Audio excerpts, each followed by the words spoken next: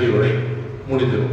ஆனா இங்க வந்து உங்களுக்கு ஆடுவதற்கும் பாடுவதற்கும் அதே போல காத்திருந்தார்கள். ஒரு முதலமைச்சர் சொன்னா கூட அவங்க கேட்க மாட்டாங்க. அப்படி இருக்கக்கூடிய நேரத்துல கலெக்டர் சொல்றாரு இல்ல முடியாது. அப்ப செக்ரட்டரிட்ட சொல்றாரு, செயலாளர்கிட்ட சொல்லி சரி என்னன்னு போய் பார்த்துட்டு வாங்க அப்படின்றார்.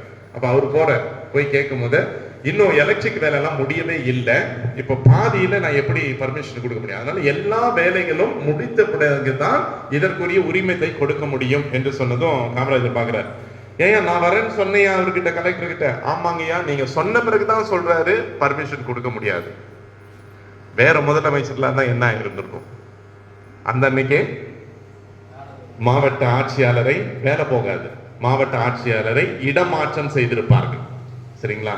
இது வந்து உடனே வேலையில தூக்கி அடிக்கிறதுலாம் இல்லை, கவர்மெண்ட் ஜாப் அப்படின்னு சொல்லும்போது இடமாற்றம் செய்யலாம் அல்லது அவருடைய பணியில் உங்களுக்கு நீங்கள் எதை புரிந்து கொள்ள வேண்டும் என்றால் உங்களுக்கு கிடைத்திருக்கின்ற இந்த வாய்ப்பை, இந்த இல்லத்தினுடைய நிகழ்வுகளை நீங்கள் பயன்படுத்திக் கொள்ளுங்கள். அதுதான், அதை பயன்படுத்துறீங்கன்னா வாழ்க்கையை முன்னேறலாம். அதே போல எந்த நேரத்தில் எதை செய்ய வேண்டும், எப்படி செய்ய வேண்டும், எதற்காக செய்ய வேண்டும் என்கின்ற அந்த மனநிலையை மட்டும் இந்த விழாவை சிறப்பிக்கின்ற பொழுது இப்படிப்பட்ட மாணவர்கள் இந்த சமுதாயத்தில் இன்னும் வளர்ச்சி அடைய வேண்டும், உருவாக வேண்டும், நல் பயன்களை கற்றுக்கொள்ள வேண்டும் என்று வாழ்த்துகிறேன். நன்றி.